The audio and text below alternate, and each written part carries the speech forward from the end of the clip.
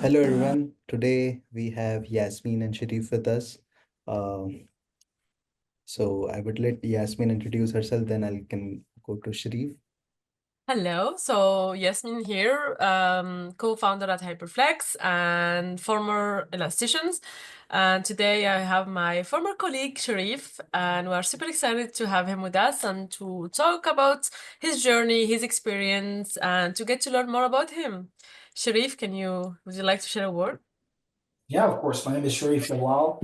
I'm the Solutions Architect Manager. I lead the Solutions Architecture Group for Elastic here in Canada.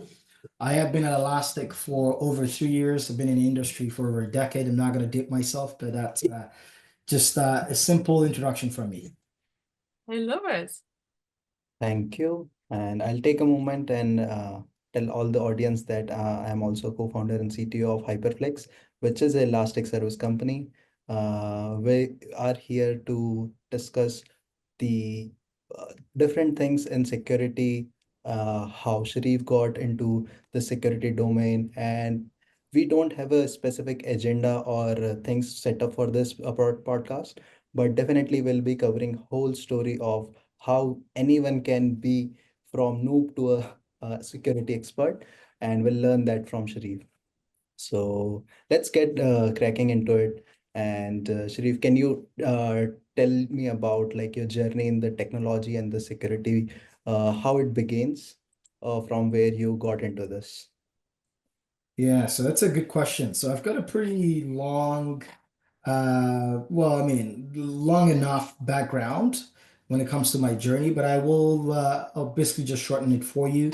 My journey started in the world of systems and network administration. So basically, systems and networking administrator for the early part of my career. But since that time, I've moved into more specialized roles, such as being a network infrastructure specialist, a network engineer. I've been an instructor. I actually did teach in a program called Cyber Defense and Cloud Administration. I instructed second year students as a Python instructor. I did that for about a year. That was part-time. I had a full-time job, in fact, while I did that, which was fun. So I also worked as a technical leader and as a solutions architect at a Cisco value-added reseller. So I did that for a few years before I went to a company called Citrix.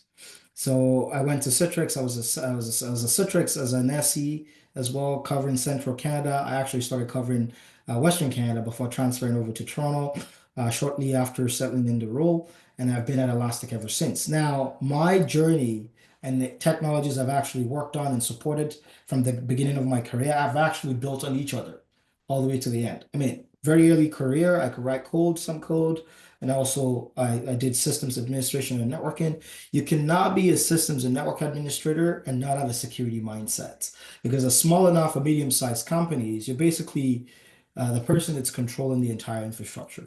You're building infrastructure, you're maintaining it, and you're also responsible for security because those small, medium-sized companies don't have the budget to hire a dedicated security engineer or security architect.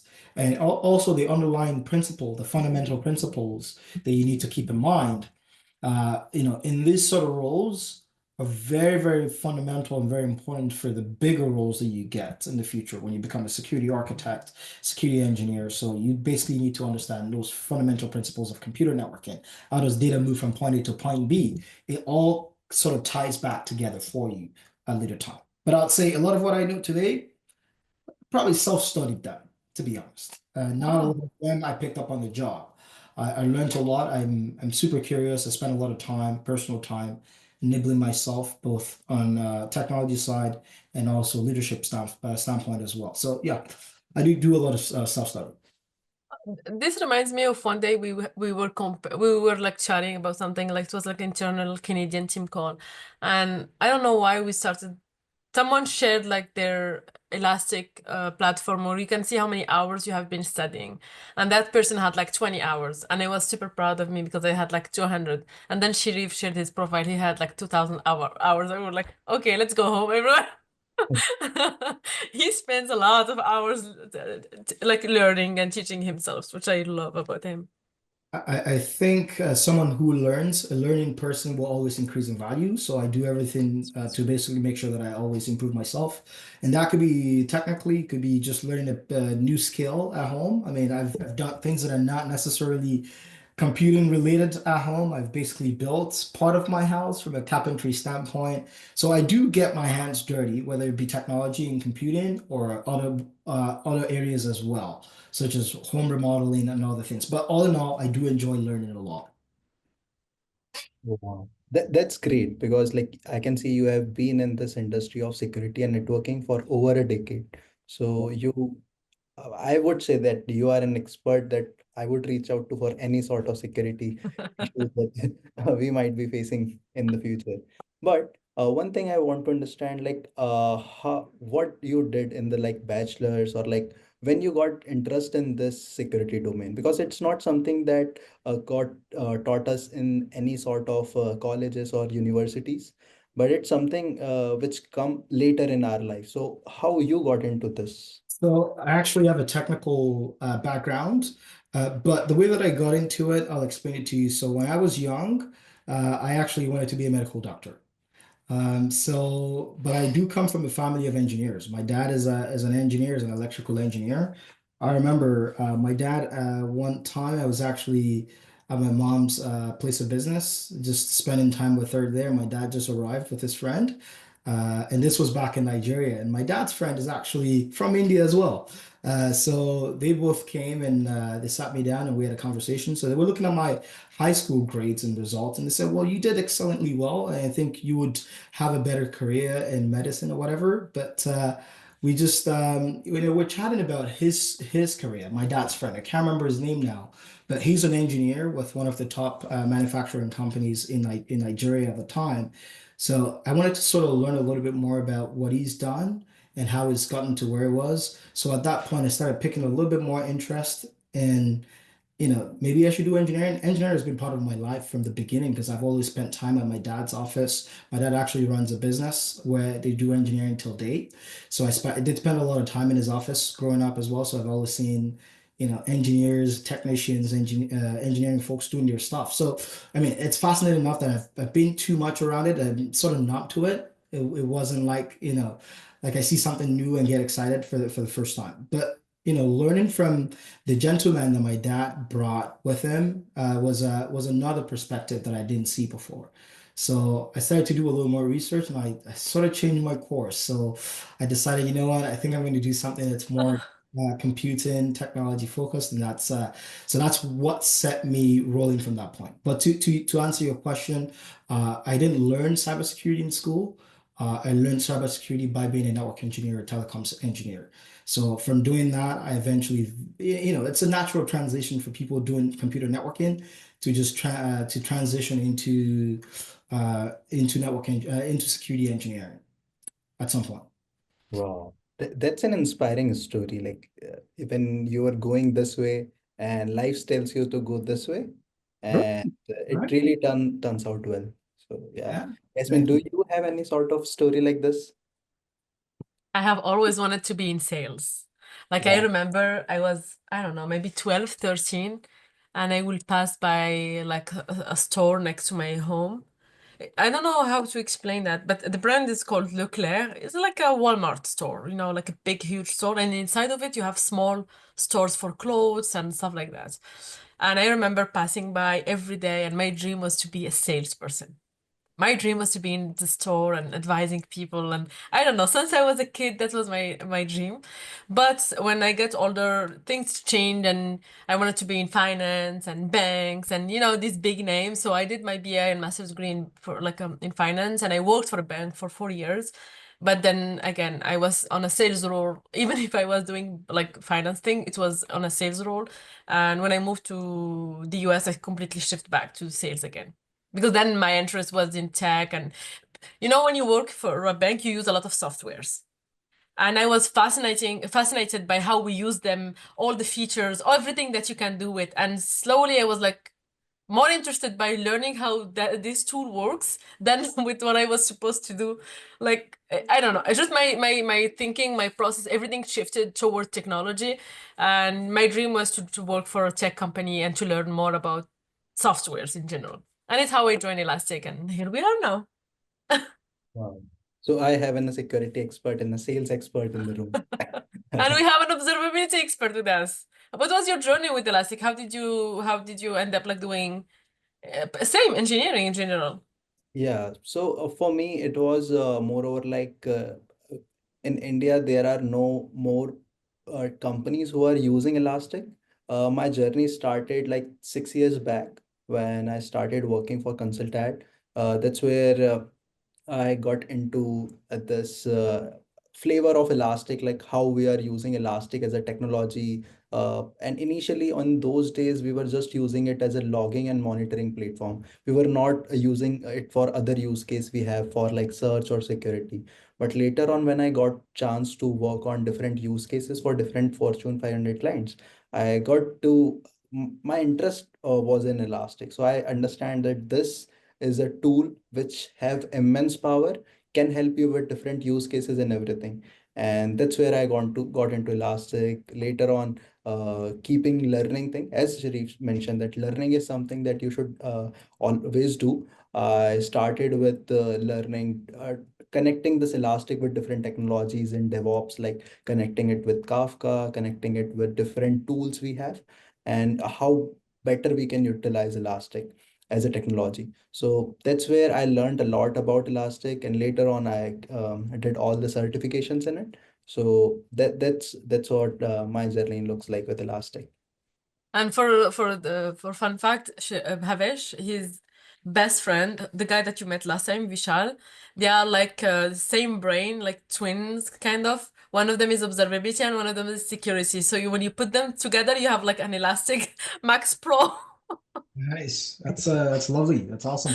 I love it. Uh, Any questions, Bhavesh? Yeah, I have a lot of questions for you guys. So, Sharif, I would love to talk about the certifications you have in security. But before jumping onto that, I would like to understand what is your current roles responsibility looks like? Not exactly in Elastic, but like just as a person trying to understand what exactly you are doing nowadays. And how did you start it from day one? Yeah. From Because Elastic. yeah, of course. Because you have a beautiful story. So yeah, I joined Elastic just about a year and a half ago. I think about a year. Sorry, not a year. Yeah, I was like, I don't think so. 3 years and a half ago. So about 3 years and 3 months, sort of. 3 years and 2 months ago. So when I joined Elastic, I was hired as a principal solutions architect, and I was responsible for all of Western Canada and some accounts here in the East slash Central. Obviously, the reason why I joined Elastic was, I I've been a security guy for quite a long time, and I've done computer networking. I know how to write code. I've built my own applications from ground up in the past. But I was fascinated by the work that Elastic was doing in this specific industry. Having a single platform that ties search, observability, and security together. It's a beautiful story, right? So it's a compelling story, and I had never worked for a data company at that time. So this was my first opportunity to get into a company that's primarily data company. So that was the reason why I took the job. So ever since joining the company, I found out that the product is actually more enjoyable to work with and to also help our customers adopt as a product. So obviously, I fell in love with Elastic within the first 3 months of joining. That we have a fantastic team here in Canada, and the global community of SA at Elastic is also fantastic. So it made it easy as a newcomer to be able to join and settle within Elastic. So, I mean, over time, I continue to do my job diligently and building bridges and connecting with people across Elastic, which is super important when you're principal SA at Elastic. Um, I would say that an opportunity opened up at some point to become a lead for the Elastic Solutions Architecture team. Not a full manager, but what I would call a player coach role. basically is what the senior lead or the lead role was, is you still have dedicated customers that you support as an SA, but at the same time, you're responsible for the day-to-day operations of the SA team in Canada. So I did do that for about a year. And shortly after that, about a year after that, I transitioned into the full role, which my current title is Senior Manager of Solutions Architecture for Canada. I basically still do everything that I did as a lead SA for Canada. I still consider myself a player coach. I'm involved with customers from time to time. I do get involved in technical discussions. I help the team out, unblock sometimes maybe a process unblocking or technical unblocking. But leading the Canadian team is primarily my job now. So ensuring the continued success of the team and also ultimately our customers as well. Because if our team is successful, our customers become successful at the same time. Absolutely. Absolutely. And you have supported some big accounts in Canada. You were like in charge of big accounts. I did have some large accounts. That's correct. Yes. Yeah. Wow. So, as you can see, like many a professional struggle to balance, have a balance between like a technical depth and business skills, like a manager. So, how do you navigate those sort of situations? That's a pretty good question. I find that to not be so present at Elastic. So I've worked with a lot of managers at Elastic, and I have my direct manager and also the managers within the business that I've worked with or have conversations with from time to time. I find that SA managers, particularly at Elastic, tend to be pretty sharp on both ends, being a people leader and at the same time being a technically minded person. Because for you to get in the role to begin with, you were technically minded.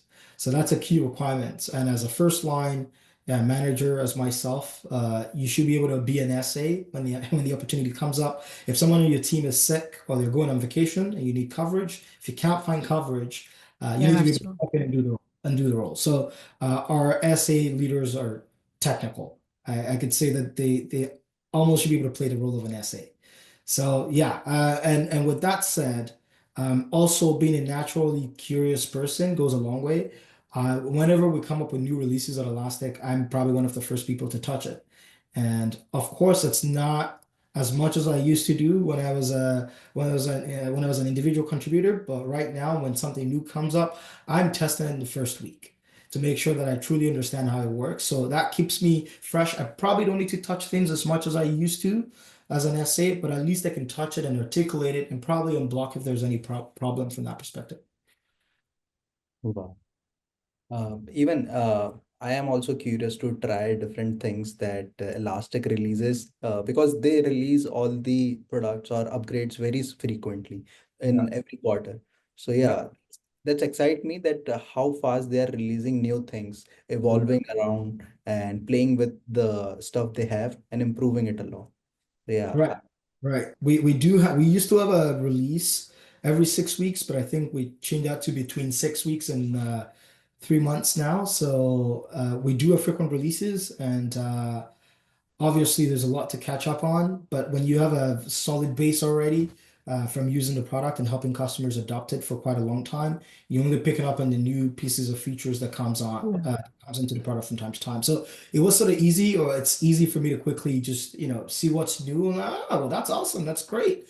Now I can really talk to these customers about this. Now Yeah. talk to my team about this. I just have some cool ideas that I want to share with product and engineering and say, well, we just built this and we thought about that. So yeah, it's good to have that opportunity to be able to, try the product as soon as it comes out, as soon as new releases come out of Elastic. So I think it's a great privilege and an opportunity to keep my skills always sharp as well.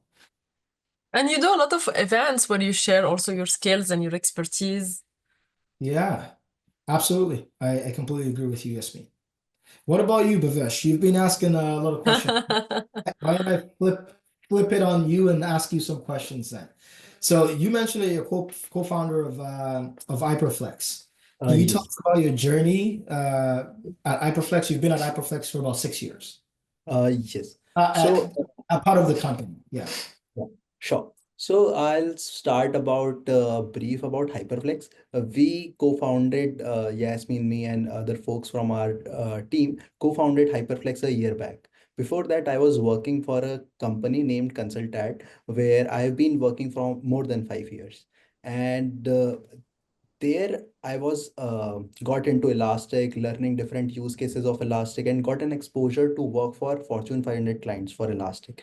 And that's where my journey started with Elastic. I tried different combinations of Elastic with as a logging tool, Elastic as a monitoring search tool. I worked for an e-com company where we were utilizing it for search purpose. I worked for it as an observability single source of observability tool to monitor whole infrastructure, where we have like more than 40 AWS account that we were monitoring. Along with, we have on-premises servers, we have some stuff in GCP, we have some stuff in VMware cloud. So it was like a hybrid cloud environment and an on-premises environment that we were monitoring using a single source. And that's where I saw its extensive capability of Elastic as a tool. I come from a software engineering background. I did my bachelor's in software engineering, computer science engineering only. And later on, I got into this in technology world, learned about Elastic, used as different tools. And that's where we realized there is a potential in Elastic. And me, Bharat, we were always discussing about this, that we see there is a potential in Elastic and people are unaware about that, and we as a industry expert can help other folks in this domain, or specifically utilizing all the best capabilities of Elastic. So that's where we had this idea in mind, and we as soon as Yasmin joined, we got a push, and that push was a rocket launcher for us. That's where we started our journey with launching Hyperflex as a new subsidiary division of Consultant, specifically focusing on Elastic as a service and helping different customers to get their uh, uh, things in place properly, optimize their Elasticsearch cluster, and we offer different services and package. I'll link our Hyperflex link in the description for other folks to check that out, and I'll do share it with you as well. So that's where we come up with different services that we offer to different clients, and that's how it started, and now we are just growing and growing. Awesome. That's thanks for sharing the story. That's inspiring. One day we will have Sheriff join us. Definitely. Love Elastic too much, but Yes, an elastic time. Yeah, so Sharif, if you have one like advice or experience about like how to become an expert in elastic security, what will be your recommendation, or what path you would recommend to like someone going to first year of college, or like a high schooler curious about what to do? Yeah, I would say a couple of things. Fundamentals are super important. You can't build on anything without a solid base or solid fundamentals. Obviously, you want to get your computing fundamentals like operating systems, computer networking. It's super important if you're doing security. Those two are like probably one of the most crucial courses that you need to pay attention to in school. If you're in school, if not, if you're studying to become a security engineer or be an expert when it comes to security or even elastic security, you need to know those two things because they'll give you a couple foundations. Operating system helps you understand, obviously what to look for if you're going to be playing the role of an analyst, using the tool to find out threats and security events within your environment. And at the same time, it helps you understand how applications interact with kernel and whatnot. But not only that, getting data out of the operating system or leveraging a specific operating system to basically grab data from other sources and sending it to a collector or to an elastic cluster. That's super important. You need to understand it. So the basics of operating system and also the basics of networking super important, and so many other things that you probably need to know, but I would say those two are probably the most important. The next thing that I would recommend is practice. Practice as much as possible. I don't think there's anything in technology that you could master without actually getting your hands dirty. Like you So need to. when you say practice, what do you mean? And where? What are your like? I know there is some specific places on websites for that. So can you like, let's imagine we Absolutely. have like someone very young with us listening. What would be like, okay, go here, do this, go there, and Absolutely. So Elastic Cloud is a good place to get started. You can create a free trial. to basically create a new cluster where you can actually get your hands dirty. You can see Elastic Security alongside Elastic Observability and Search, and basically just see what's available within the cluster. If Elastic Security is your goal, familiarize yourself with what the Elastic Security app looks like. Go in there, look to bring in data. You have a personal laptop. Everyone's almost got a laptop these days. Install an Elastic agent, put it on your device, bring in data into Elastic, start to do things with it. Enable a rule based on what you have. Even you might even want to install the Elastic endpoint security to protect your personal laptop as well. Like there's so many things that you could do. If you want to make it a little bit more spicy, add some spice to it. You could go out there, grab some threats or security events generator. There are a couple of them. There's one that's actually built on MITRE ATT&CK framework. I can't remember the name now, but yeah, you can download that and run it. It's actually going to simulate real attacks on your laptop, and that's going to cause events to basically trigger. And then you can go into Elastic Security, visualize all of that, walk through the kill chain, analyze it, try to find how the event occurred and what you could do to fix the issue. If you were to be an analyst, write a report for yourself, read it. Does it make sense? Does it not? Like those are the kind of things that I would do. And if you now want to, once you've gotten those practice, you want to learn about advanced features, go get an open API key, OpenAI API key rather, bring it into Elastic for the purpose of leveraging attack discovery, Elastic AI Assistant. These are the advanced tools that you could then layer on top of what you've learned to even make your job and experience better as a security analyst. So many things that you could do. But again, the key word is practice. If you're just reading about Elastic on paper and you never touch it, you're not really experienced no matter how many times you read it. You got to get your hands dirty, bring data into the platform, create your own rules, leverage the pre-built rules. That's over 1,000 rules out of the box.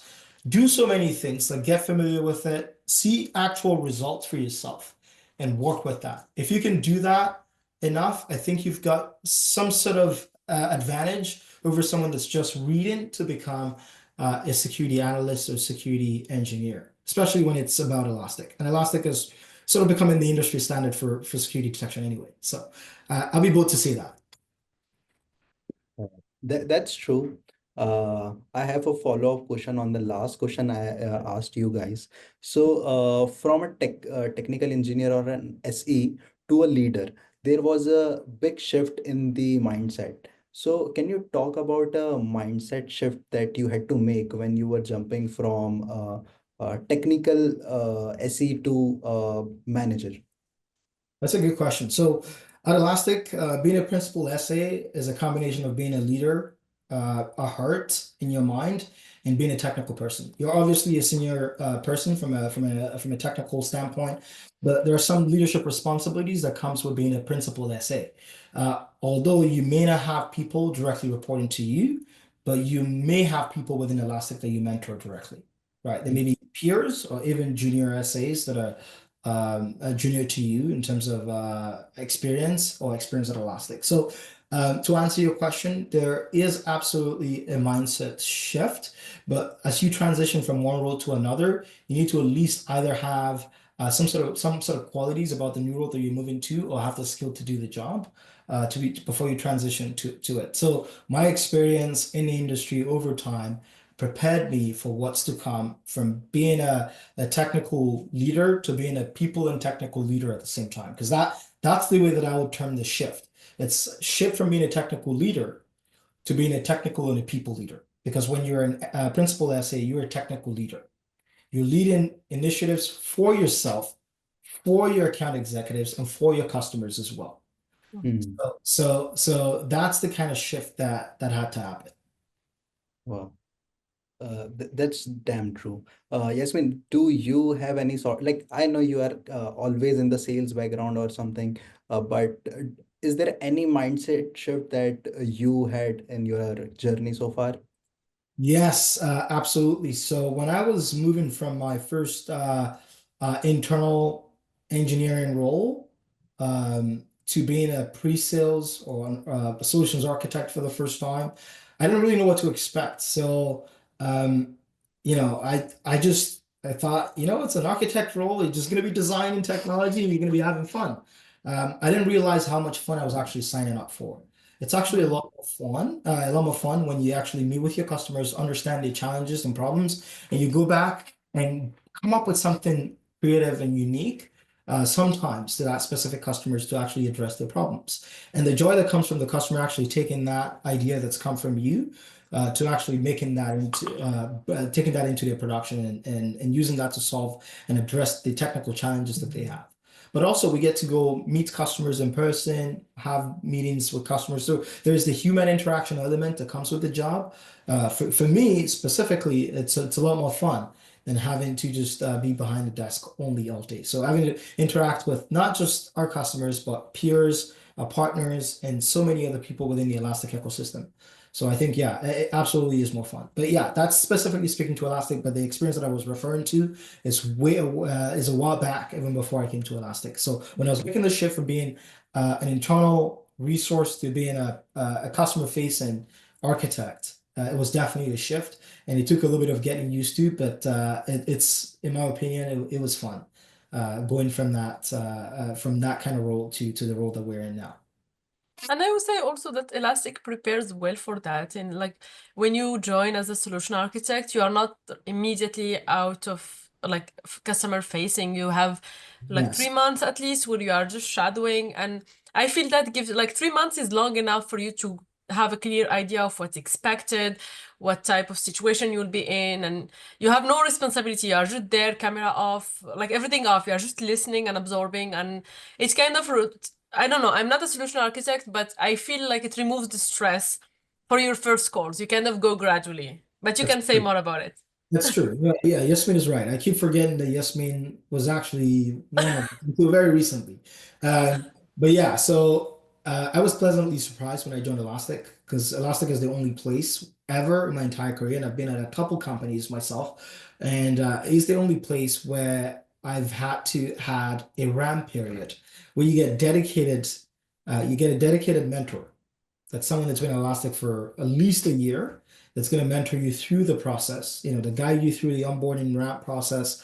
You get to see and hear from a seasoned Elastic SA and about things that they've done and how they actually navigated the ramp process themselves. So certainly makes it easy. So you basically have someone side by side, shoulder to shoulder with you as you go through ramp. So you're not alone. You're never alone. And also Elastic does one thing, you're not basically thrown into the deep end on day one. You're basically given enough time to drink from the fire hose. So you learn a lot and then you get eased into being an SA at Elastic. You start to have your shadow calls and afterwards you start to have reverse shadows. And then once you're ready for the field, you then start to go to the field. But yeah, there is a ramp period, which is a very nice thing, and I was very surprised to see that at Elastic when I first started. It was also the same for the sales team. When I joined, I had the same process where you just join calls to listen to how they run the calls, and it does help a lot. You don't feel like you are thrown out like in the bath immediately. It's gradual, and yeah, from I was really happy with that. It was really amazing. Yeah. Even I have not joined Elastic, but I have heard a lot about Elastic culture, and it's really good that I know. So that's really cool. Maybe this question is for both of you guys. Like as both of you are in tech customer facing roles, how do you guys build trust with the customers when you are selling a technical solution? Sharif is from technical, so it might be easy for him. But what about you, Yasmin? Like, how do Well, you trust? without Sharif, I will not join any call. That was my rule.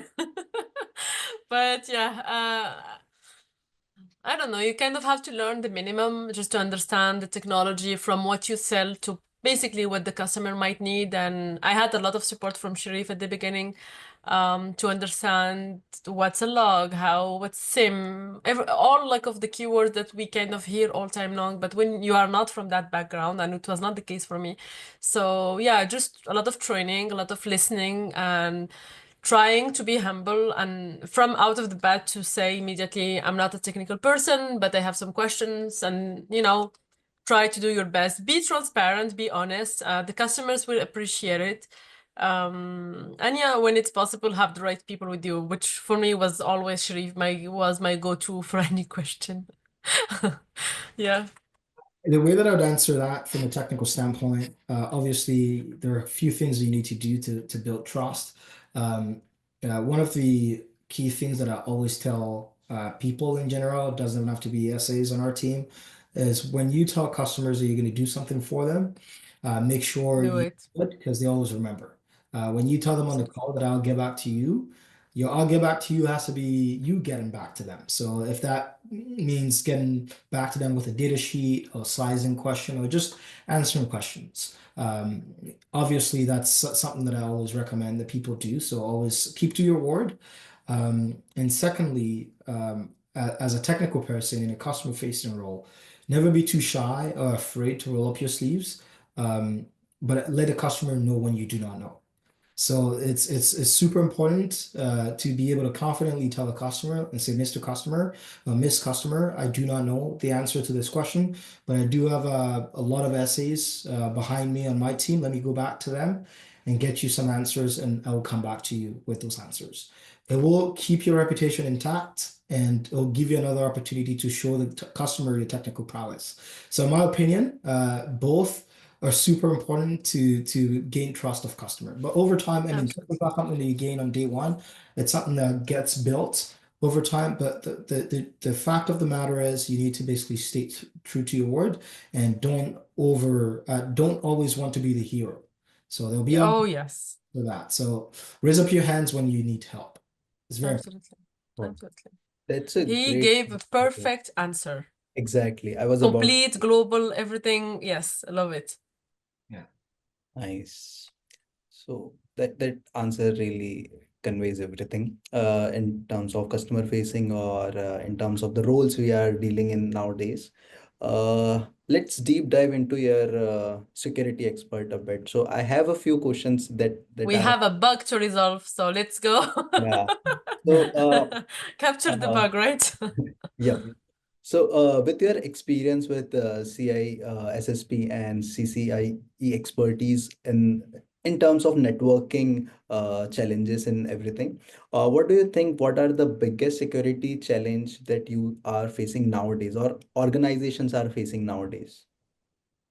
Yeah, so in the era that we're in right now, there's a lot of there's a lot of interest in AI today. So a lot of companies are leveraging AI to build really cool tools, and we're doing the same. Elastic is a generative AI platform. We have a vector database that's basically part of Elasticsearch. So Elasticsearch is basically a vector database. You can bring in data, do all sort of stuff, and provide that data to an LLM as context. All of that stuff. Now, at the same time, while we're leveraging um, AI for positive product build use cases or positive use cases overall. The bad guys, the adversaries now, they can build malware much faster than before. So before it might take them maybe 6 months to research a unique kind of malware, but these days they just have to instruct an LLM. Build this for me, and within 10 seconds, you've got a whole compilable code that's built by an LLM that you can use to exploit different vulnerabilities within a system. So obviously that means there's just the threat landscape now is insane. There's so many more threats than we had like say 3 years ago today because there's so many people that will be like, in my opinion, pseudo script kiddies. They're not buying script off of anybody anymore. They're actually building their own script at home, which for them is super efficient. And they can crank out like 10 scripts in a single day to wreak havoc. So it's more important now than ever for any security-minded organization to put in place apparatus to help them detect any malicious activities in the environment. So making sure that your attack surface area has got enough visibility for you to be able to detect before any damage could happen. And also protecting your endpoints, your containers, or your assets overall, where it's most important, is also even more crucial because there are so many novel threats and attacks that are coming out every single day. So having a complete solution in place is what can save you and help you in this times because attackers are not slowing down anytime soon. They'll only get more bold, they'll get more creative because they have a tool that we've never had until a few years ago on their hands that just makes them more efficient at coming up with with more attacks on their hands. But anyway, yeah, my point is we're at an inflection point in the industry where attackers are getting more creative, they're getting, better. So having the Mm. Elastic that basically embeds machine learning into the flow to actually detect, new and unique anomalous behavior within your environment and helping you surface that very quickly before an attacker can wreak havoc in your environment. Also with plethora of rules out of the box that can detect when a malicious process is running, when a malicious activity occurs, a specific event gets triggered on your machine, and so on. So these are the sort of things that you get from an advantage in Elastic. But not only that, Elastic also have endpoint security solution within the platform as well. So we do have endpoint security solution. It's also mostly based on machine learning to detect any novel threats and novel attacks within your environment as well. But on top of that, we also have a cloud security solution, which allows you to find potential misconfigurations that attackers can leverage to compromise the environment. But not only that, be able to protect your container runtime from executing your container from executing malicious code at runtime. So again, Elastic has got different areas of coverage when it comes to security, but to top it all off is the Elastic SIEM, right? It gives you visibility across different areas within an enterprise or within your environment to help you understand what sort of activities are going on and how those activities could potentially affect you from a security standpoint. So how do you see elastic security in the future for you? What would be the trends? How like the software or the company also will evolve, and like what's your take? Like, right, what would be the trend, for example? Let's try to predict the future. Yeah, absolutely. Obviously, I can't talk too much about things that have been Of built in course. Elastic, but what I can tell you for sure is Elastic is a company that continues to innovate. If you've seen, Yasmin, you were here before. Absolutely. How often we come up with new features. When I talk about frequent releases at Elastic, I'm not talking about just bug fixes. I'm talking about actual shipping of features, new features from time to time. So we continue to innovate at Elastic at a very fast pace, and that is evident across all of the three different solution areas that we have at Elastic: beat search, observability, or security. So we constantly have new things coming up. What I would say is keep an eye on Elastic Security. We're obviously a market leader today, and you'll continue to see the investment that Elastic is putting in security come through from time to time for the foreseeable future. That's damn true. And the point you made, which 3 years back, we don't have LLM and all the new AI related features to help our customers, but it's not just helping all the developers or the clients, it's also helping attackers to refine their code, do the attacks, bypassing those firewalls that they were blocking initially. Right. So I know it's helping both the parties, and you have to be one step ahead of those attackers, where you need to have make sure your SIM is right, your endpoint detection is right, anomaly detection in place, and you always have to be one step ahead of the attackers to deal with the secure. That's why I personally feel that elastic SIM is the toughest thing, that if you get your hands dirty or hands dirty in it, you are an expert of elastic as a whole, because now you know what things you need to have in place to be done right. And that's what I personally feel about having this AI in the cybersecurity. Yep. Uh, Yasmin, did you have anything to add? Yeah, I'm so not technical that yeah, I agree with everything. Absolutely. Yeah. okay, What else so after sim? What do we have? Endpoint. Let's have a word about like I have keywords, you know. yeah. So maybe I have this question for you. Zero trust, AI, cybersecurity, cloud security, network automation. What do you think? Which will reshape the cybersecurity most?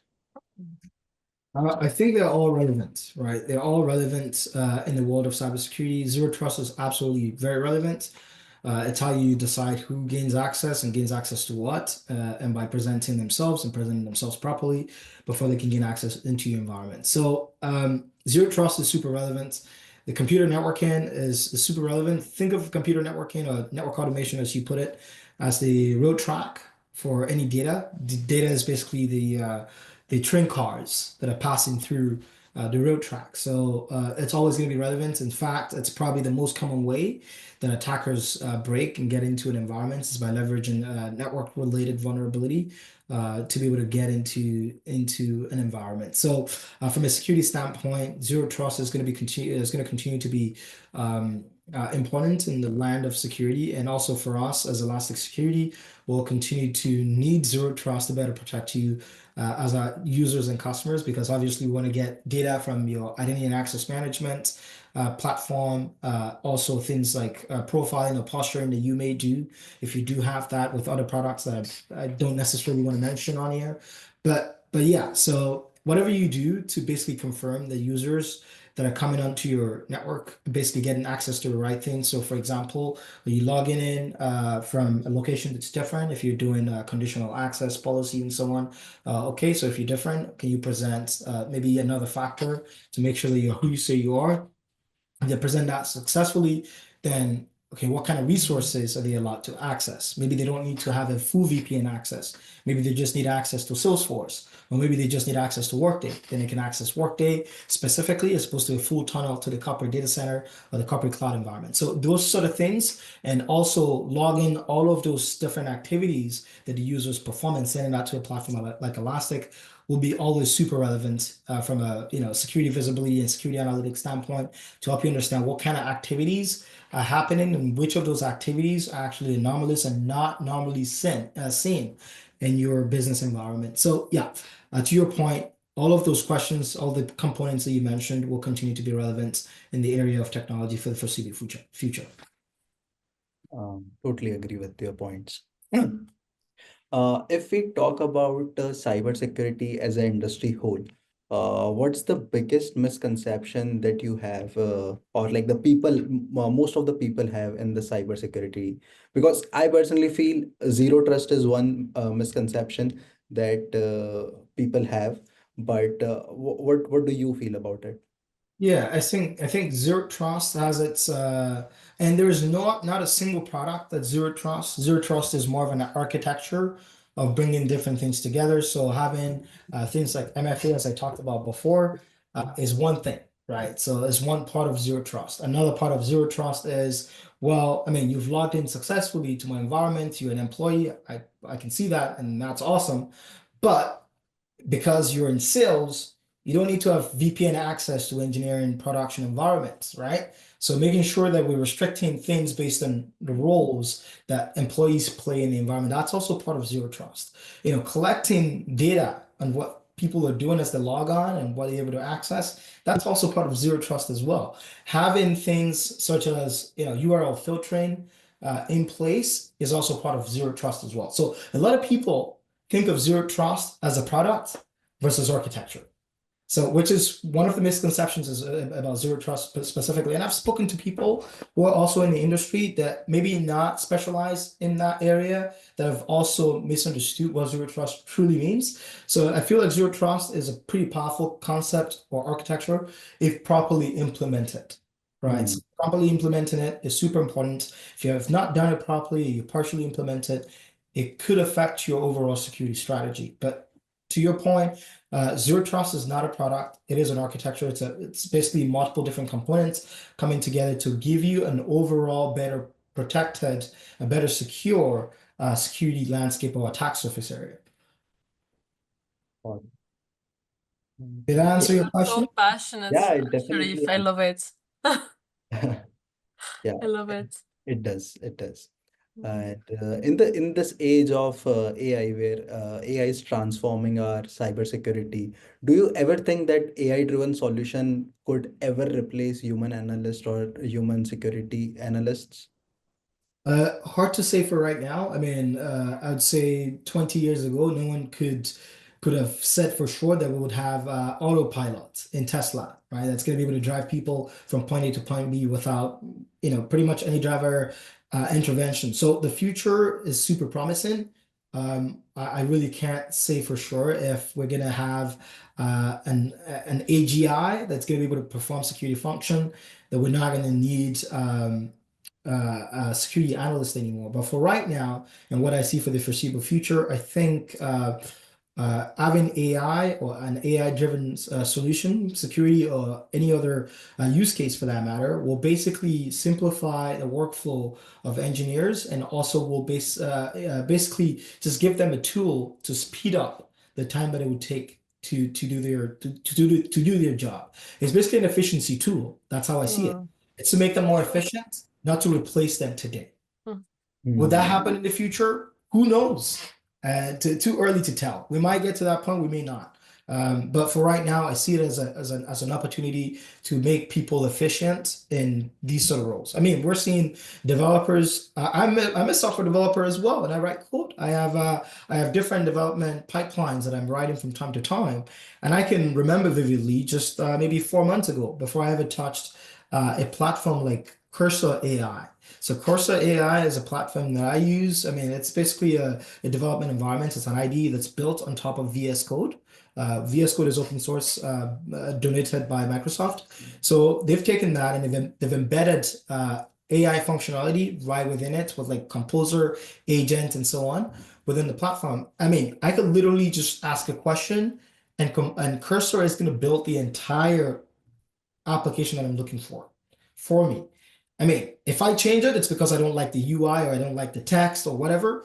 But will it work? Absolutely. So we can already see Cursor basically building a full stack application from start to finish. So will we Wow. see that in security as well?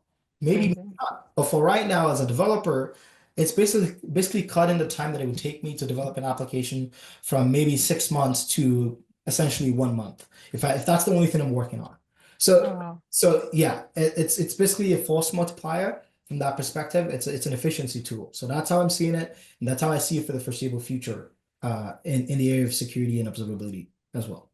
That's huge. Yeah. And what are some emerging technologies in networking and security that excites you most? That's a good question. I would say AI. AI in the areas of computer networking and security excite me the most. Having a co-pilot or something, well, I say co-pilot just as a generic term, but something like attack discovery or AI assistant in Elastic Security that basically helps you, to understand the fundamental issue and also perform what we call kill chain analysis of alerts in your environment. So event happens, you want to understand exactly the sequence of that event so you can actually trace it back and be able to go kill the malicious software if it's still running in your environment. So having that is a huge game changer. I don't think there's any single customer that I've shown that feature to personally that I haven't gone, oh my God, we need that and we need it right now. Wow. Almost every single customer that I've shown attack discovery to an Elastic AI assistant because it's the only feature like that in the industry. We don't have anything like that in the industry. Agree.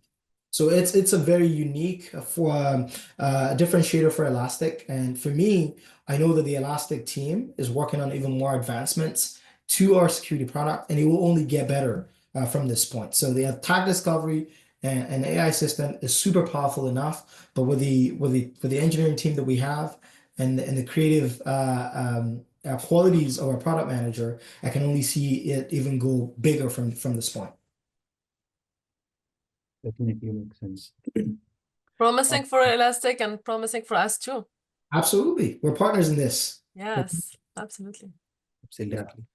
So Uh, Sharif, if you had it's been like almost 1 hour that you are chatting and it's beautiful and I love it. Like we can keep for another hour, I feel. But mhm. I want to know if someone right now is watching like this webinar, never heard, don't know you, like literally first time discovering Sheriff Lawal, how will you describe yourself? Like who you are, what are your hobbies, how we can describe Sharif? Yeah, that's a good question. I'm not one to describe myself or think about myself too much very often. Um, I would say in a nutshell, I'm a passionate individual, be it technology or other things that I choose to do. Like I mentioned earlier, I picked interest in, doing remodeling at home. I mean, I don't do it for a job, but I do it at home, and it's given me the flexibility to be able to like make my home what I really want it to be. And I mean, I'm a thinker. I mean, I'm a tinkerer rather, not tinkerer. I'm a tinkerer, and I like to tinker with things. See how things work. Overall, I think I'm super passionate, and I love technology, and I love to learn a lot. I also love the people that I work with and the people that I lead as a leader here in Canada. So overall, what I would say describes me is a passionate, um, enthusiastic, and result driven. And humble. Thank you. Oh, you I are humble. appreciate that. I appreciate that. But yeah, those are the things I would say describes me. And it does. It does. As someone who's like worked with you for over 2 years, yes, absolutely. I agree with every word. Thank you, Yasmin. I appreciate that. Even I'm meeting you for the first time, discussing, knowing you, I would say, yeah, you are absolutely right. You have all those qualities in you, along Thank, with you are so humble. thank you. So, we will do a technical podcast or maybe a webinar with you, definitely. But seeing the time, I'll be respectful of your time. I would like to go for a rapid fire round with you, just to have some like direct questions and answers. So, would you be open for that? Absolutely. Let's plan it. Okay. Love it. That's So, amazing. okay. So, being from a software engineering background, I'll start my question with dark mode or a light mode. It depends, but I'd say Okay. dark mode mostly. Every time he Dark mode. shared his screen for something, it's dark mode. It annoys me Yeah, so much. my screen is most pretty much dark right now. Like everything is Uh, dark. Yeah, so I'm mostly dark mode all the time. But there are certain applications that are not built properly for Hmm. dark or light, and I pick light for those ones specifically. So I probably have like one or two. Yeah, but Everything same. else, Slack is dark, Zoom is dark, everything is dark. wow. Agree. Yeah, That's same for me. Would you prefer to work on a Mac or a Windows? I'm a Mac guy. I have been a Mac convert since 5 years ago. And before that, I'd never worked on a Mac. And since I transitioned to Mac, and one of the reasons why I actually transitioned to Mac was because I was building two mobile apps from the same code base. I was using Flutter, that's basically built on Dart, which is a Google mobile development framework and language a few years ago. And I needed a platform that would allow me to do that. So I got a Mac, obviously for its power as well, and also the fact that I can do iOS development or macOS development specifically natively on Mac as well. So ever since that time, I never looked back. But not even because of development anymore. I mean, the developer experience is awesome. I love it. But that's not even why. It's the fact that it's powerful. Like I've got like probably like 20 or 30 apps and tabs running on my laptop right now. I can't even hear my fan. So the fan Oh, is not noisy. So for me, that's enough reason to choose a Mac. It's just a much more powerful machine than a lot of machines out there. Totally agree. Any app that you cannot live without? Oh man, that's a good question. Um, productivity app or any other app? Any app? Any app that I cannot live without. Now you've got me thinking. I think my browser. Yeah, I always need my browser because it's my gateway to the rest of the world, right? With my browser, I can surf anything, I can browse anything. I mean, there are very few companies that have a mobile app without a web presence. Very few. Most companies will expose the same functionality that you have on the mobile app, also on the web. So I think I'm with a browser, I'm totally able to go anywhere. but as you say, it's a browser, not an app. The browser is an app. Do you mean mobile app or No, no, it's the same. We are like more oftenly use our laptop, so I consider browser an app as well. So that answers my question. Uh, Maybe what's your my uh, browser app? no, no. What's your dream travel destination? Dream travel destination? Good question. I've been to a couple of countries, and I'd say that I've ticked a lot of the countries that I'm really dying to go to off my bucket list. There's some countries that I would like to visit just because I'm curious about the people, about the yeah, I'm trying to think. Dream country to go to. Yeah, man. I think I did it. I did it already. That was Japan. I did Japan. Yasmin, did you remember? Yeah, I do. Yes, very Yeah. well. So I did Japan, me and my wife, back in 2023. Mhm. So we did about 3 countries at once. So we visited One Japan. of them you shared with him. It's also one of his favorite destinations. Oh, really? So I'm assuming that's Dubai. Yeah. Bye-bye. UAE, yeah. So we went to UAE. We're in Dubai. We went to Japan. We're in Tokyo for just about a week and maybe 1 day extra. And we went to Paris as well in France. So, but yeah, Japan would have been that dream country. But honestly, I think I want to do more exploration in Asia. So, absolutely, Indonesia is one on my bucket list. Bali. So, but it's not. I wouldn't categorize it as high as I did categorize Japan before I went to Japan. So, absolutely want to visit Japan again. Oh, wow. Mhm. And any innovator by heart loves to go to Japan. Sure. Because that's in my bucket list too. It was a technologist haven for me because there are so many things that they have in Japan that we don't necessarily have or care to have in North America. So they have a lot of technology of convenience, which is how I like to describe it. But yeah, it was a fun place to spend just about a week. I think when next I go there, I'll certainly make it 2 weeks just so I can spend time in Tokyo and also spend time in Osaka. Mm. Yeah. Okay. So what's one thing that people would be surprised to know about you? Mm. Um, that's a good question. One thing people will be surprised to know about me. Now you're making me think. Yeah, me too. I'm like, what's one thing I was surprised about Sheriff? I don't know if I'm full of surprises like that. Um, I don't know. Uh, hmm. Maybe that I'm a soccer player, or maybe that. Okay, yeah, that's a good one. I'll just leave it at that.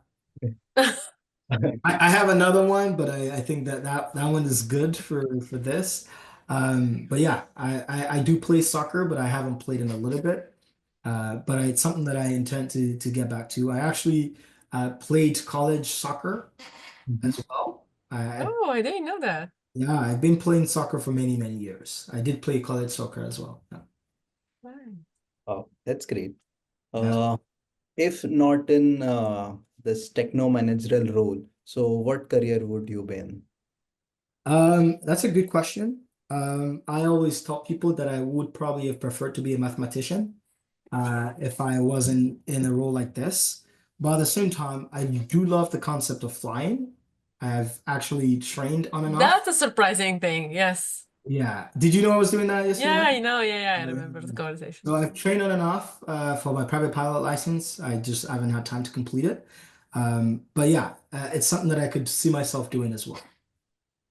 Wow, nice. Maybe a few core technical questions, but let's do this. Networking or cybersecurity, if you had to choose just one, what would you choose? To choose just one, I'd say cybersecurity because it includes networking. Agree. Smart answer. Because it includes, yeah. Uh, VPN or firewall? Uh, VPN or firewall. VPN runs on the firewall, so firewall. Okay. Uh, Pen testing or threat hunting? I think I love threat hunting and pen testing. Okay. Do you prefer to watch a podcast or read books?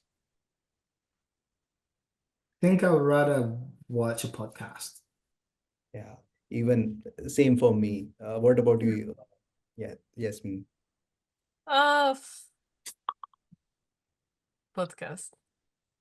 I do have a lot of books, but I kind of like now get used to watch podcasts. It's easier, it's faster, you can do it anywhere all the time. It's just Yeah. book requires the environment. It has to be quiet, you have, to be in there is a mood for reading, while just listening to a podcast, it could be like anytime, all the time. So. Okay. And maybe the last question on this, if you had to explain cybersecurity to a 5-year-old kid, how you would explain it? That's a good question. So cybersecurity to a 5-year-old kid. I would put it this way to a 5-year-old kid. Imagine our house. We have a door, which is the entryway and exit from the house. And we have a key. We lock the door every night for one reason, to prevent intruders from coming in and prevents people that we don't want in the house to not come in. So now think of a computer. A computer holds a lot of information, similar to how your cookies, your candies, and your chocolates as a kid is stored in the house. You don't want any outsider to steal your chocolate or your cookies, right?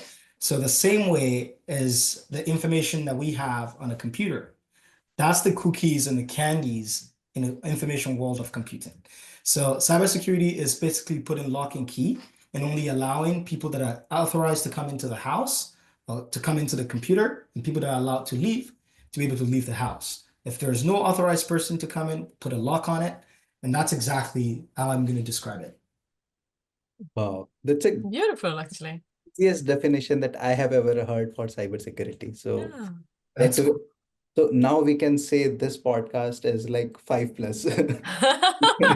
We I can love mark it. it. that's great. Awesome. Perfect. Well, thank you, everyone. Thanks to both of you. Bhavesh, do you have a word? Yes, I would just like to say this. Thank you, Shri, for taking out your time. And we'll definitely set up another podcast or maybe a webinar with you to discuss more in detail, maybe a technical or maybe just like this chit chat session. But definitely we'll be meeting you again. Awesome. Thank you Looking forward. so much, Sharif, and thank you to you, Bhavesh, too. Thank you, folks. Bye-bye. Thank you, everyone, for joining us on this podcast. Have a great day. Thank you. Bye.